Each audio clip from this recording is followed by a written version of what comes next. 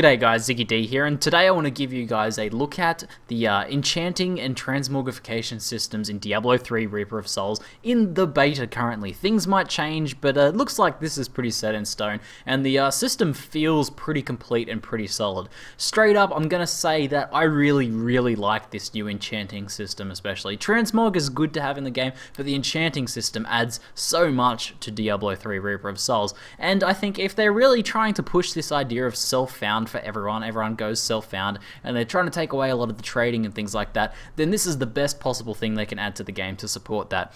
Basically, this is a very powerful system that allows you to firstly customize your gear to your build, so there's a lot more depth that you can have to your gear and the way you customize it. It allows you to better adjust gear to make it better, just make it more powerful, and it allows gear that drops to actually have more potential to be good. So more of the gear that drops actually has potential with this system in the game, because you might get something that it's almost good, but one of the stats is wrong, and it's essentially vendor food, it's useless. But with this new enchanting system, you can maybe throw that in, and maybe you can enchant the stat you need to make that gear useful, and I'm having a lot of fun with it. So let's start off with the basics. The basics are you put an item in the enchanting system here, and you get a list of all of the affixes on that item. You can then click on each one of these question mark ears to display the possible replacement properties. So as you can see here, this damage roll could become dexterity, could become attack speed, life, armor, crit chance, and so on. Now this is grouped loosely into two categories. As you can see over here, we have primary and secondary. And as a little side note, you can actually see the stat ranges that this could have possibly rolled in there as well. But we can also see that over here. So primary stats can only roll from primary stats, and secondary stats can only roll from secondary stats. There's some other sort of grouping that goes on in this, but this might take a bit more exploration to sort of figure out what that grouping exactly is. Like, yes, as we click through some of these different ones here, you'll notice that they change quite a bit. So vitality there could roll into some different stuff. These are mostly main stats. Some different gear shows up different types of stats. But as you can see, essentially we have damage, which is considered a main stat, and then life after each kill is considered a secondary stat and could roll into secondary stats like gold fine and things like that. Firstly, this grouping of stats into primary and secondary means things like gold fine's never going to overtake your crit chance or anything like that on an item now. So it's pretty nice to be able to get these primary and secondary stats separately and not have the gear become worthless because it's rolled thorns or something like that. Usually you're going to get good gear that rolls thorns rather than gear that rolled thorns, and unfortunately it's useless now. But let's take we'll save this ring for later, because I'm actually going to re-roll this ring for you guys to show how you can actually use this to make an item that has potential but is not good into a good item. Hopefully I'll be able to use this after we roll it a bit. So the basics of actually enchanting these items is that you need crafting materials. So we've got the arcane dust and veiled crystals here. These come from salvaging rares, and these come from salvaging magic items. Now you also, if you're going to enchant any sort of legendary item, so you're going to change the affix on a legendary item, then you also need forgotten souls, which come from salvaging level 60 plus legendary items. So this, as a little bit of a side note, actually makes finding crappy legendaries, well, finding legendaries that you'll probably never use actually pretty exciting, because the Forgotten Souls are pretty rare, reasonably rare, but they're much more useful than demonic essences were in Diablo 3 vanilla, because of the fact that you can use those, you can feed those into your good legendaries to try and either perfect your stats or change your stats or fix it or adjust it to your build. Like for example, when I finally found a legendary I didn't need, because I was finding legendaries I could actually wear for a while there, I finally found one I didn't need. I was able to roll my Witching Hour and put All Resist on it.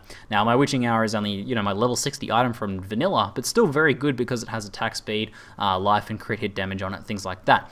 But I kind of wanted to make it a little bit better, so I changed something. I think it had intelligence on it into All Resist. How good is that? I went from like 10 effective All Resist from having some intelligence on there to 80 actual All Resist. So that was pretty exciting. You get to upgrade your gear like that. That's just a bit of an example. Another example here is my amulet I had before. This was a very nice amulet this is one of my account bound crafts from Diablo 3 vanilla, and it had damage on it. It had dex, vitality, crit hit damage, and crit hit chance. I was able to turn this into a trifecta amulet pretty easily. I just simply rolled one of the main stats that was on there. Again, I think it was something like intelligence, or it might have even been life gain on hit or something, and I was able to roll that into attack speed.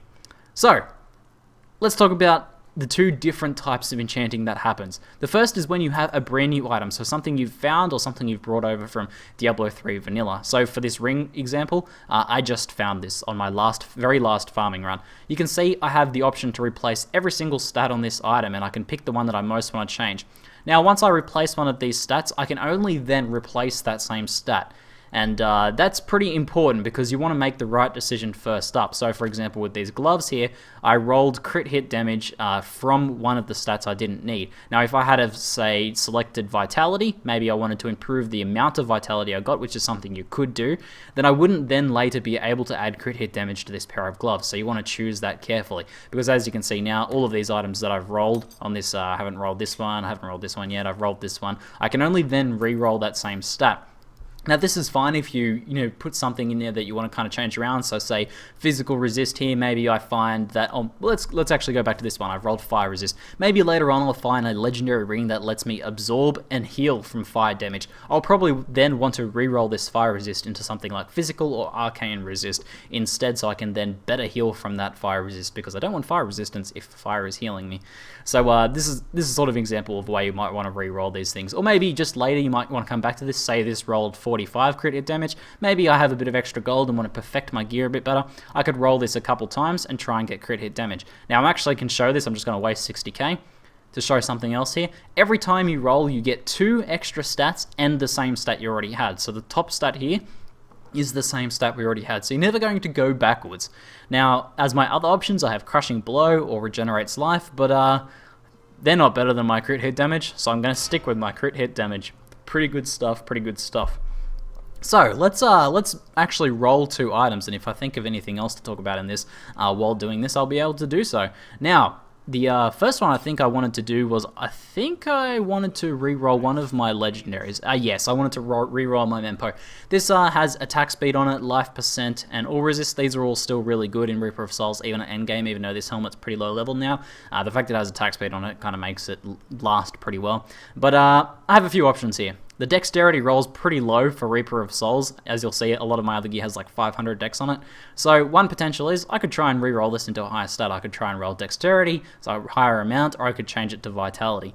Now the other option, however, is I could re-roll this intelligence vitality stat. It's also considered a main stat, even though it's much lower. I'm probably going to get more gain from re-rolling this. In fact, I can potentially even get crit hit chance with this. So I only have 1 legendary crafting mat, so let's take a little bit of a gamble on this and see if I get lucky.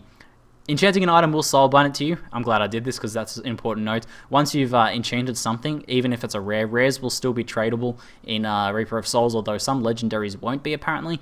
But rares, once you've enchanted them, will be soul bound to you then, so this kind of locks it to your account essentially. And then we are going to press OK. Let's see what we get.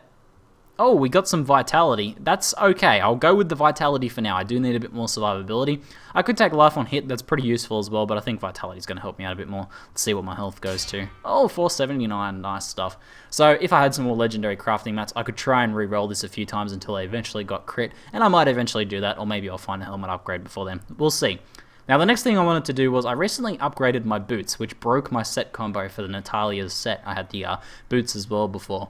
So this ring's kind of useless. It's pretty crappy by Reaper of Souls standards, so I want to try and re-roll this new ring I found. Now I do have plenty of crafting mats for this one, so we should be able to do something good, but let's decide what we should actually re-roll. Life after each kill is a secondary stat, so from this I could roll gold, or life after each kill again, I could try and roll that a little bit higher. I could roll experience if I want to try and level my Paragon a little bit faster, or health globes and potions is actually pretty useful in Reaper of Souls, so I could do something like that. Life regen, however, is considered a main stat. It's a healing stat, and healing is considered very important. This sort of healing, at least, not life after kill. So I could try and re-roll this into crit. What else do I have? I believe duration of crowd control is a secondary stat. There's vitality. I think regen's probably going to be the one to re-roll. All resist is going to be really nice. So let's try and see. I would really like, I think crit chance would be nice for me. Bring me up over 50%. Let's see if we can do that. So if we go just double check here, we've got a crit chance range of 4.5 to 6. We could also roll attack speed or dex or something like that. Let's see what we go. We should be able to, so that soul binds it. We now rolled a socket and reduced cooldowns of all skills. So either one of those, I'm just going to stick with my regen now. If I happen to run out of gold, and this is very expensive as you can see, then I can simply stick with my regen since it's not a bad stat. There's attack speed. That's probably a bit of an upgrade over that regen, so I'll go ahead and do that. Let's see what my damage jumps up to over here. Oh, I need to actually equip it. There we go.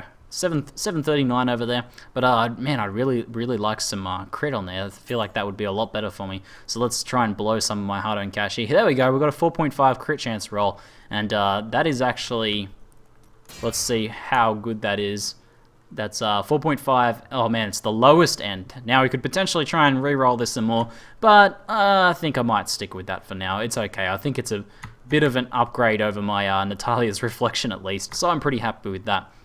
So hopefully that gives you a pretty good taste of the enchanting system. If you guys have any questions about that, let me know. But let's take a look at the transmogrification system. A bit simpler here. You basically just select an item and you have an option to replace it with any other item you've found in Reaper of Souls. So although I've found many other legendaries in Diablo 3 Vanilla, these aren't available to me. So you're going to need to re-find those legendaries to be able to transmogrify to them.